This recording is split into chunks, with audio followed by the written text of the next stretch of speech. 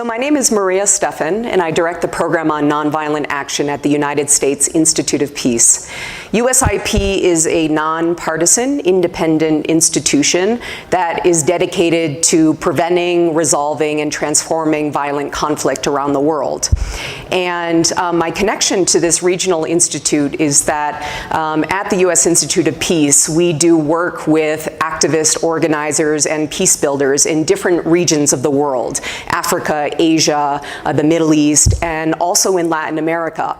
And we're starting to support trainings and education related to nonviolent action and peace building in Nicaragua and in the greater region. So the Regional Institute was a tremendous opportunity to meet with activists and organizers, civil resistors from throughout the region to learn about their experiences, their strategies, their tactics, their partnerships in order to inform the work that we're doing at the Institute. So in Latin America, there are campaigns and movements focused on a wide variety of different issues. Over the course of the past week, we've learned about indigenous rights campaigns in Mexico and Peru. We've learned about movements against extractive industries in different places.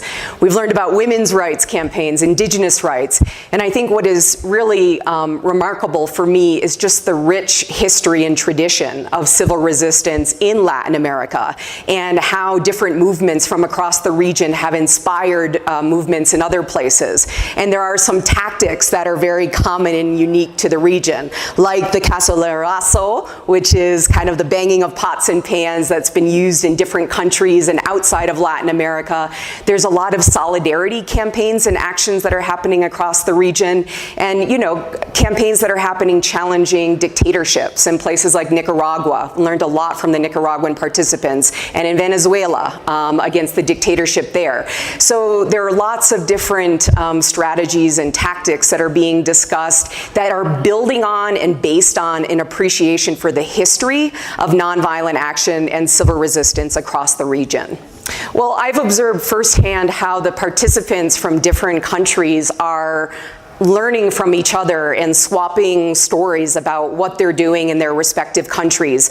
I've seen the Nicaraguans talking with the Venezuelans about their challenges and the creative tactics that they're using and how they're mobilizing and maintaining momentum in very difficult contexts. And I think there's just huge value in providing convening spaces for activists, peace builders from across the region to come together and learn from each other and, kind of build formal and informal solidarity networks and to share resources, to share tools. We're seeing a lot of kind of exchanges of ideas and tools and practical experiences, and I think that is really the most powerful aspect of this regional institute in Quito. And I think a particularly powerful aspect of this regional convening is that the activists from different countries are, expressing solidarity for one another and supporting one another's actions. And there's like a real curiosity and a desire to learn more about what is happening in other countries. We heard after the Venezuela presentation, oh, I didn't know that was happening. I didn't know the history. And so there's a lot of curiosity, and I think that will eventually translate into solidarity actions kind of across countries and across the region, which is really an invaluable aspect of this institute.